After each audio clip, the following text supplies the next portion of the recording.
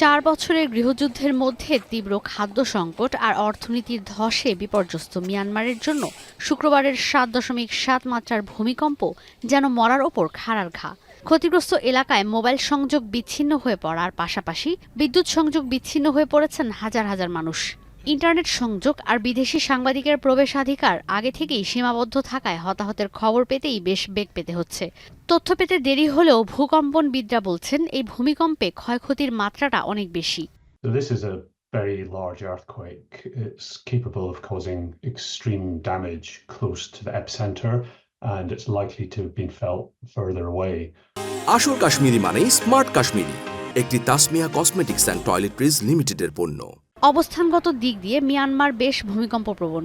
University college লন্ডনের ভূমিকম্প বিশেষজ্ঞরা বলছেন, ভারতীয় প্লেট আর ইউরেশিয়ান প্লেট টেকটনিক উত্তর থেকে দক্ষিণ পর্যন্ত বিস্তৃত, যেটি মিয়ানমারের মাঝখান দিয়ে সোজা হয়ে গেছে। মার্কিন ভূতাত্ত্বিক জরিপ বলছে, ভারত আর ইউরেশিয়ান প্লেট টেকটনিক একটি আরেকটির বিপরীতে ঘষা লেগেই সাগাইং ফল্টের কাছে এই ভূমিকম্প হয়েছে। 14 earthquakes with a magnitude of 6 or above within 200 kilometers of the epicenter of today's earthquake. The largest of those had a magnitude of 7.6, so similar to today's earthquake. পৃথিবীর অভ্যন্তর 3 স্তরে বিভক্ত।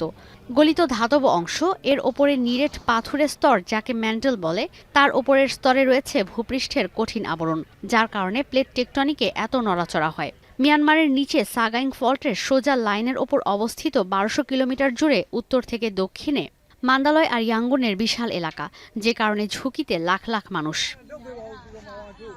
ঈশিতা ব্রহ্ম, এখন বিশ্ব।